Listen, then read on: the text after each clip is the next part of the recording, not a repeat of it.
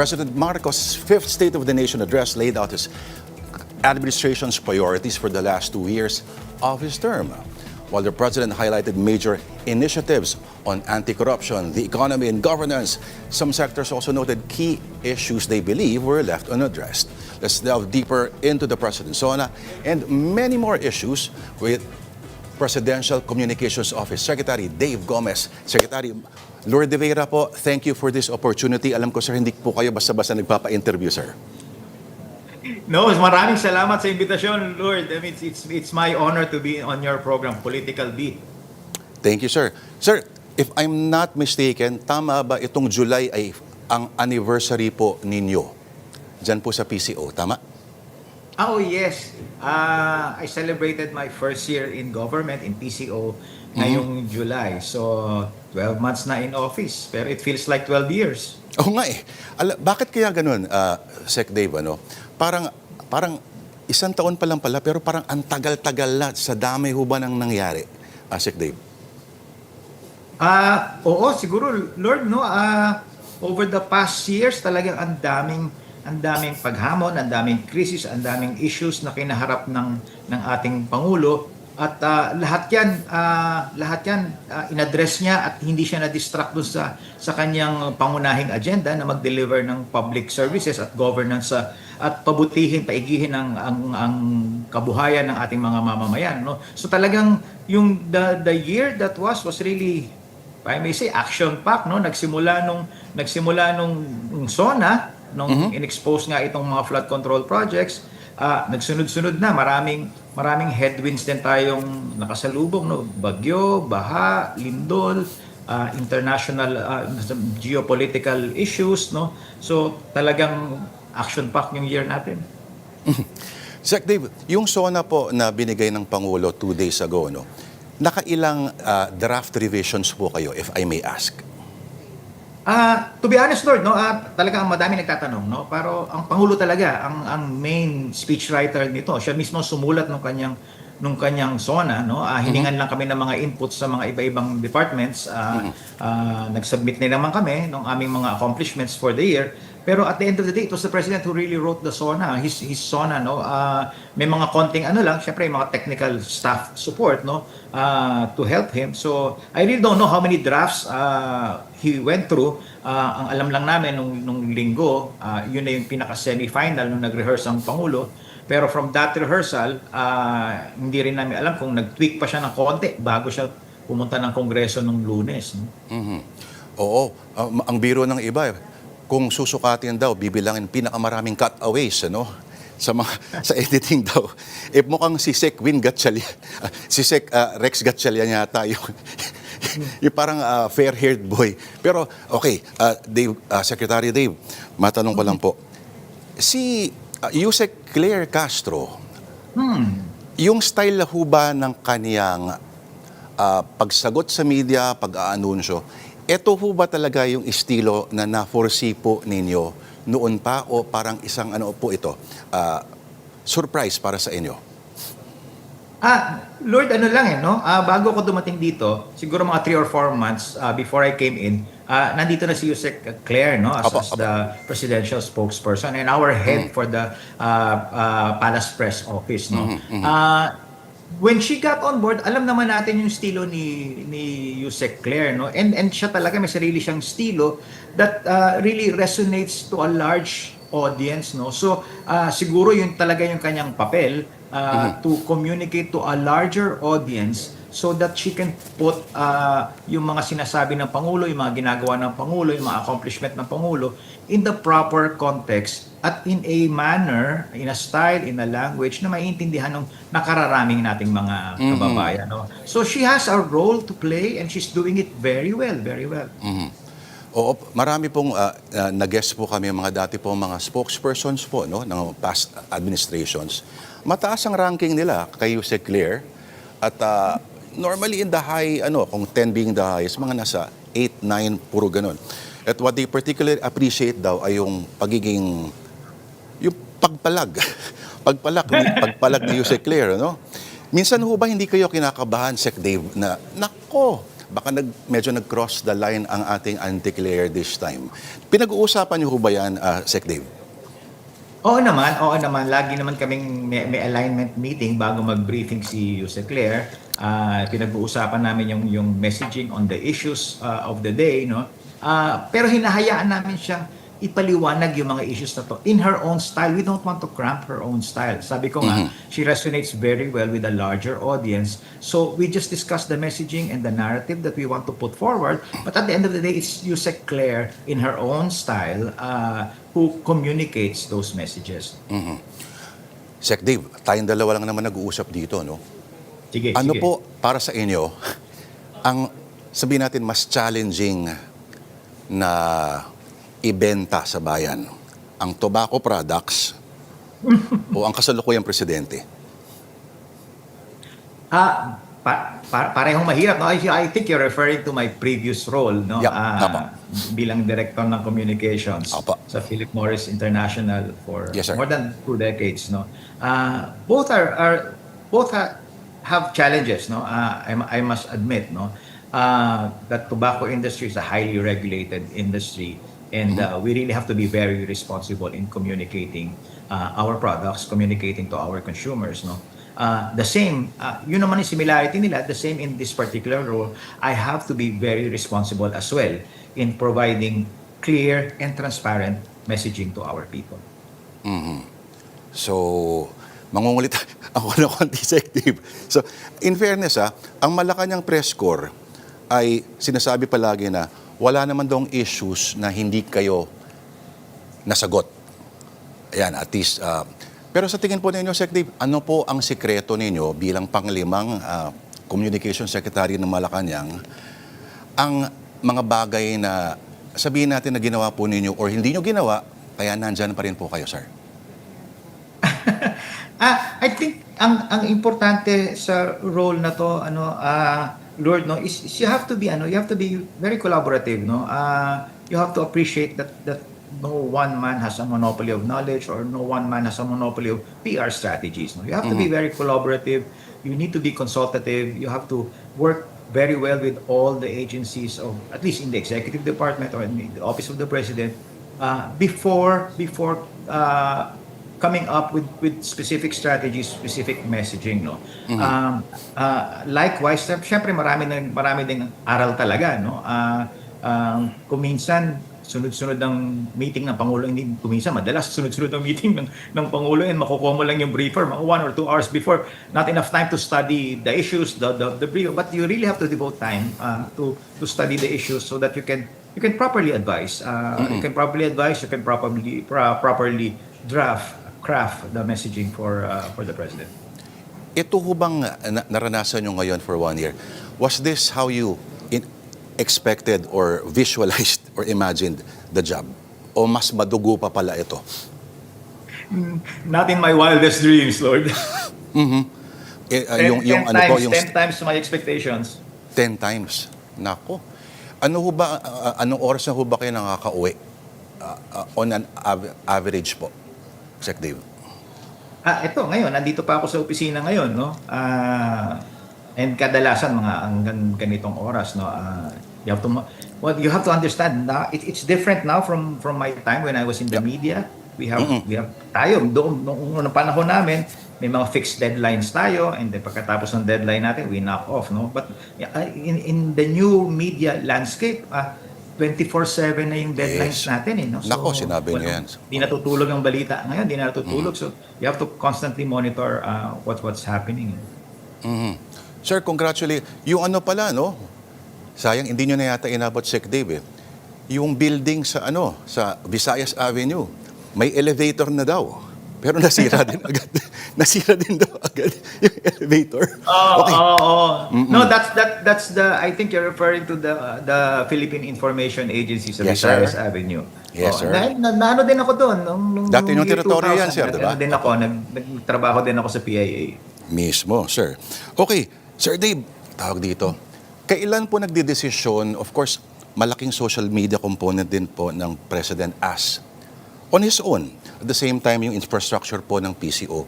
Kailan po nagde-decide kung ang gagamitin halimbawa ng Pangulo ay yung kanyang sariling social media account versus ang infrastructure po dyan sa Malacanang, sa inyo po?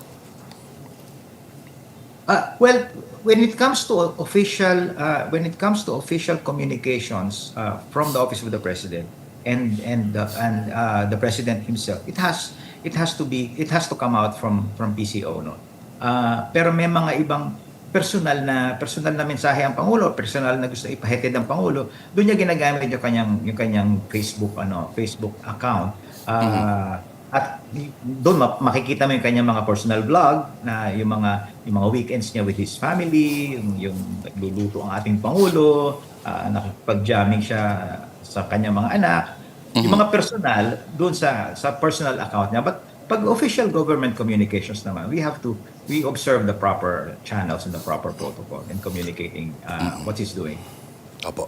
Okay, sa parehong concern pa rin, Sec Dave, yung do you feel sometimes that government communications compete with influencers? Sir, yung content, halimbawa, minsan ang isang official press conference ay mas konti pa ang naaabot kung i-compare mo sa isang TikTok creator na sabihin natin na may certain political alignment, sir. Paano po ninyo, sir, tinatrabaho? Bahagi po ito ng radar ninyo, sir, na tinatrabaho? Or hinahayaan natin si Auntie Claire to take care of it? Good point, no? Good question, Lord, no? Today we have to understand that the media landscape, nga sabi ko kanina, nagbago na, no. So the way people acquire their information, the way people acquire their sources of news, nahahati na between traditional media, yung print, radio, television, at yung social media. Sa social media, nandyan yung mga tinawag mo nga kaninang content creators, mga influencers, nandyan din yung mga online news portals. So you have to communicate at every available touch point, no, para to reach a wide audience and to reach the entire archipelago. So to answer your questions, yes, we have to be omnipresent in all the communications touch points available to us. Oo, kasi sir, bukod sa andyan traditional outlets, yung karagdagan pa mga social media elements at of course, sir, tinitingnan talaga ninyo yun, sir. Sir Dave, nasa radar talaga ninyo yung mga yon. Oo naman. In fact, kung merong misinformation o may disinformation, halimbawa sa isang content creator or sa isang influencer, we have to correct that, no? We have to correct that through official channels, or we have to reach out to that person to correct or put in context yung mga misinformation na nakita namin. Ngayon, yung talagang ibang nananadya at nagpe-peddle na ng fake news, we're going after them na. We realize yung impact ng mga fake news. Mabilis lang, split seconds lang, reputations can be damaged, no. Public trust can erode because of one fake post, no. That's why us in PCO, we launched this campaign against fake news, and we've partnered with several news organizations, reputable news organizations. We partnered with the 9 broadsheet publishers to help us fact check kung fake nga or hindi yung mga na-spot namin. We partnered with the DICT and the DOJ to fast-track the prosecution of these fake news peddlers. And noticeably, napansin namin when we went after them, medyo nabawasan na. I mean, I think they're thinking twice now before posting any fake or manufactured content, knowing that we will go after them with the full force of the law. Sir, meron ho bang, siguro nakikita nyo po yung mga nagawa rin po ng mga predecessors po ninyo sa mga previous administrations. Is there an incident or one, sabihin natin, government communications failure na witness mo, siguro panahon mo sa media, and even kung wala pa, before kang napunta po sa PCO, here or abroad, that taught you a very important lesson, sir? A major communications failure? Wala akong maisip at the top of my mind, no? In government, no? In government, Lord, no? Pero when I was in the private sector, practicing corporate communications, I've seen several leaders of companies, presidents and CEO make big mistakes during interviews, during live interviews like this. And then the lesson there is really to prepare, no? To prepare, study your messaging, and identify the messages that you want to put out, no? Back then, there are a lot of studies, and I think you know that the average viewer, reader, or the person that you communicate to can only absorb at the most three top line messages. So before going into any form of interview, tinuturo yan sa mga media training namin doon sa private sector, you have to identify the top three messages and the supporting data that you want to back up your messages, and always go back to your messages, no? So I think doon yung tutunan ko sa private sector. Always prepare. It's not good to face the media in a very complacent manner. Kaya katulad ngayon, bago ko humarap sa iyo dito sa camera, nalalamig yung mga kamay ko, Lord. Oh. Sorry sir, parang hindi yata kami nakapagpadala ng mga mga points of discussion, at mukhang hindi ko na nasusunod itong mga natin, napadala natin. Okay lang. I enjoy the conversation. Opo, mas interesado po ako doon sa system po ninyo. Sir, ano yung isang major point na pinagtalunan ninyo ng Pangulo? Of course, we all know that the President is a man who spent all his life trying to avoid conflict. That's not his area of specialization. Pero saan kayo madalas hindi nagkakasundo? At may isang bagay ba na sabi mo, boss, hindi natin pwede labas kasi personally ikaw mismo ay hindi ka naniniwala? Lord, to be honest, believe me or not, hindi pa kami umabot sa ganung punto na hindi kami nagkasundo ng Pangulo. Meron siyang mga ideas, meron siyang mga messages na gusto niyang i-communicate, and kadalasan nagkakasundo kami. Sometimes ako naman may mga suggestions sa Pangulo, and he's very open to suggestions. So if my style is really very collaborative, ganoon din ang Pangulo. But at the end of the day, the final decision rests on the president, and we respect the decision of the president, because at the end of the day, he shows us the wisdom behind his decisions, and most of his decisions are informed decisions. Okay. Nung Marso, Sec Dave, nagkaroon ng isang survey, no? At kayo po sinasabi ang the most approved cabinet official. Nagtaka ho ba kayo? Isang foundation po ang ng isang nationwide survey, at sinabi kayo po ang isa sa mga top performing members of the cabinet.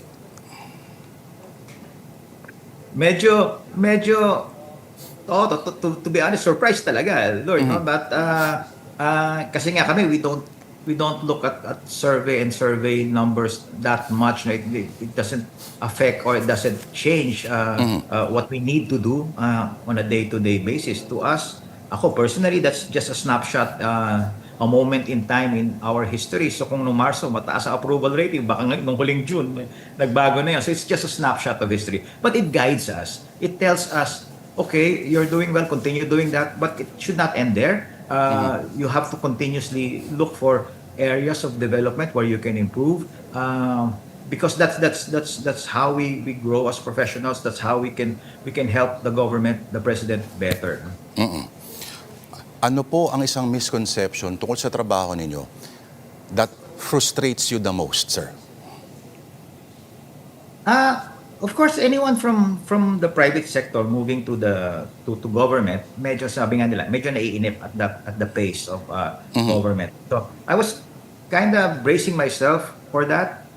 And in fact, diba, noong 2000 nga, I was already in government sa PIA before I joined the private sector. But to my surprise, when I joined government, medyo hindi na pala siya ganong kabagal. It's not a huge Titanic na mahirap i-steer, no? Some processes, some systems in government, especially under the administration of our president, talagang nag-improve, na-fast track. And I think partly because of the digital transformation that the president is spearheading under his administration. So maraming internal systems and processes na napapabilis na natin. Marami din tayong mga maraming mga transactions ang ating mga kababayan ngayon with government na napapabilis because of digital transformation. Isa na dyan yung ating eGov app, no? So it's a one-stop shop. Kung meron kayong kailangan with agencies of government, you just log on to the app and you can transact online, no? So siguro hindi frustrations, but it's really more of a surprise for me na talagang nag-improve na ang sistema ng ating government. Alright. Sec Dave, kayo ang official storyteller ng administrasyon, whether you like it or not. Ano sa tingin mo ang sasabihin ng kasaysayan once the term ends, no? The president's term ends? Ano sa tingin nyo ang sasabihin ng kasaysayan na hindi po nakokontrol ng kahit anong communication efforts? Alam mo Lord, hindi sa akin nanggaling itong mga salitan to. Nanggaling salitang ito sa ating Pangulo. Sabi niya, the contemporary may be harsh, but history will be kinder to us. Yung mga sunod-sunod na headwinds na hinarap ng ating Pangulo, and at the same time, hindi niya napabayaan yung kanyang core responsibilities. Sinasabi ko nga, maraming mga political noise, maraming mga headwinds that try to derail us, get us off our track. Pero the President was very successful in keeping our train on track. Single focus yung kanyang agenda. He was not derailed. He addressed those issues, but his singular purpose, he continued with his agenda na paigihin ang kabuhayan ng nakararaming Pilipino. So, history will be kinder to the President. I always say that probably the greatest of legacies are forged under the most difficult, most trying of times. And I think ito yung punto sa ating history na masasabi kong the most trying and the most difficult times. No? But history will be kinder to the President, and he may have one of the best legacies to be left behind by any President of the Republic. All right. On that note, Secretary Dave Gomez, maraming salamat po sa pagkakataon ito. Thank you for your time, sir. At sana po wag po kayo magpa-stress kasi nakakaubos daw po ng buhok ang stress. Maraming salamat, Secretary Dave Gomez ng PCO. Thank you, sir. Maraming salamat, Lord. Maraming salamat. Good evening. Good evening. Thank you.